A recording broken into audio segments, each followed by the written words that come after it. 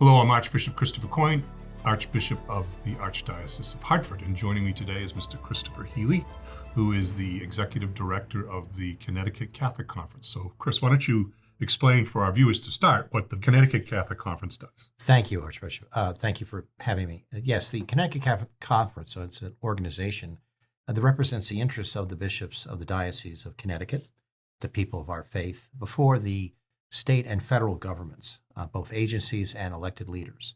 So we advocate for Catholic values, Catholic beliefs, and our agenda is the life agenda. It's an agenda for religious freedom, and it's an agenda to provide opportunities for education for people in need. Yeah, you and your staff work the hardest when the legislature's in session, but you also work during the rest of the year watching committee work and everything else and things that may crop up that outside of the legislation, which has happened since in 1 year I've been here. It's happened a couple of times.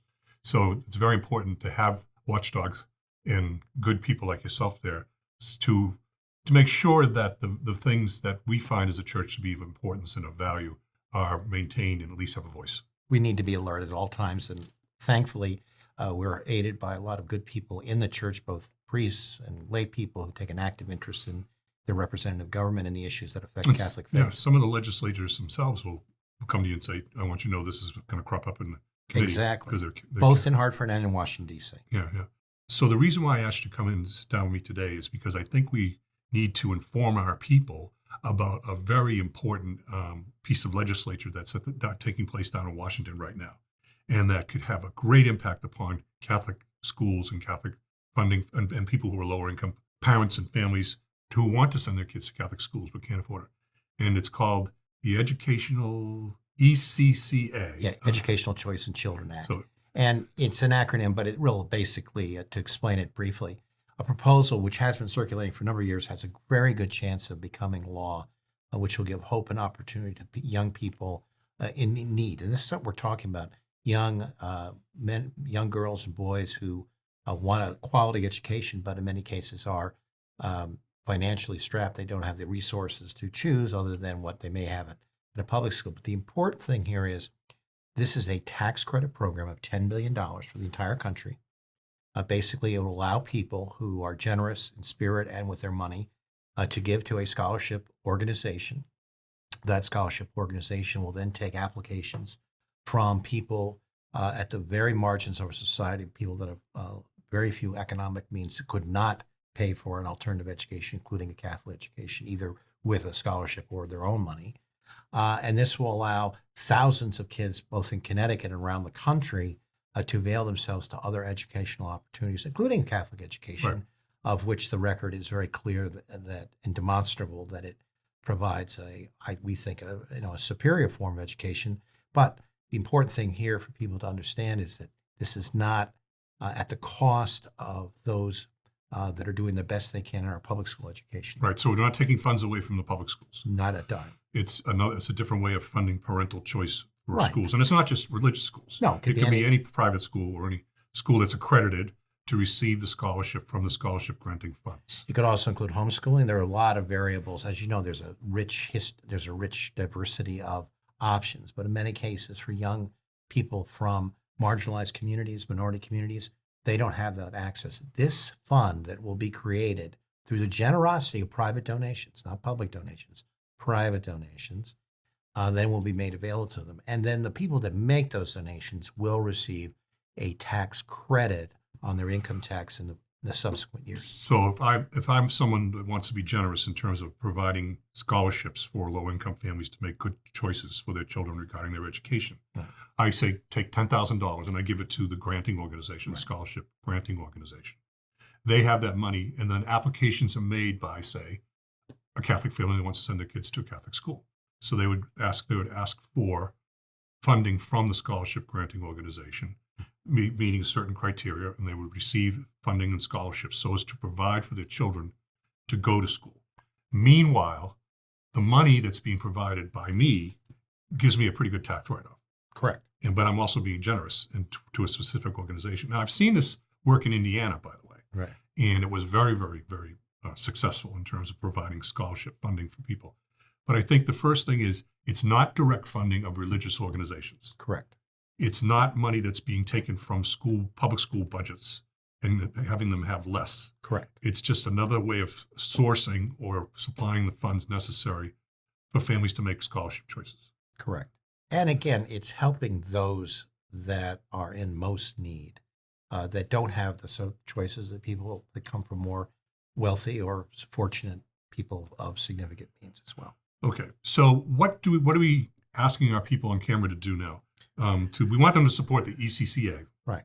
And we want them to contact their legislators, Congress people down in Washington, D.C. And U.S. senators. And as U.S. well. senators to say, look, we really want this, even though it might be tough for us to get in Connecticut legislators to do it. But Well, I'm hopeful. All of the Connecticut delegations certainly understand the value of alternative education. They're obviously concerned about public education. Listen, we all are. We all want every child to get a quality education. But sometimes that we should also understand that we should be providing as many options as possible. And certainly this is a way to do it without affecting the underlying economic viability, health of the public school system. I think that's important. We understand you are very clear about the separation of church and state and where, we have to draw the line, but we shouldn't move away from what is right and appropriate and gives real hope to some kids that are in a situation where sadly the schools may not be offering those choices. This is a game changer, the ECCA for us, especially when we're trying to reestablish schools in Hartford, and where a lot of people are very low income in Hartford. And this would provide the funding necessary for them to be able to send their children to our schools. There's more information available for our viewers on the website at the Catholic. Yes, www.ctcatholic.org. You can go there and also just Google ECCA and you'll find out more information about it. It's pretty simple. It will be included in what's called a reconciliation bill. I don't mean to get too technical here, but it will be hopefully voted out, as they say, out of the process for a debate over the next month. So people should act now, call their congressman. If they obviously it's going to be difficult to get them on the phone, but if you hear of a congressman having, they're now in recess, so if they're having a coffee hour, if they're having a public meeting, you should attend that meeting, put your hand up and express your support. If you can send an email to your congressman, those are easy to find. Again, Google wherever you live and you'll find out who your congressman is, whether it's Congressman Joe Courtney, John Larson, Rosa DeLauro, Jim Himes, or Johanna Hayes. Of course, your U.S. Senators, Richard Blumenthal and Chris Murphy as well. Your voice does matter. It does make a difference. And, this is not a political issue. There is support overwhelmingly. Polls show. There was Tony Fabrizio, who's a national pollster, found 82% of Hispanic families support this initiative. 75% of poor families support school initiatives like the ECCA. Overwhelmingly, the entire country, well over 60% support this kind of opportunity. So the support is there. We understand there is fear in some quarters about how it will affect public education, but all you have to do is read the bill to see it will not. It's not a bait and switch or anything like that. It is a clear, privately funded operation, sanctified by the federal government, and there is a tax benefit. But you and I both know that people that give to our church and people that give to schools, they're not as concerned. But it is there, and it should be rewarded. Because we're asking, because the need is great and there are costs. Now, we have argued in our Catholic schools that for those who can't afford to pay, it's still a great investment, and the return on that investment has been demonstrated by our schools and where we place children and how they go on to be great stewards and advocates for our faith and good parents and good leaders. Thank you to you and your staff for all that you do, and to our viewers.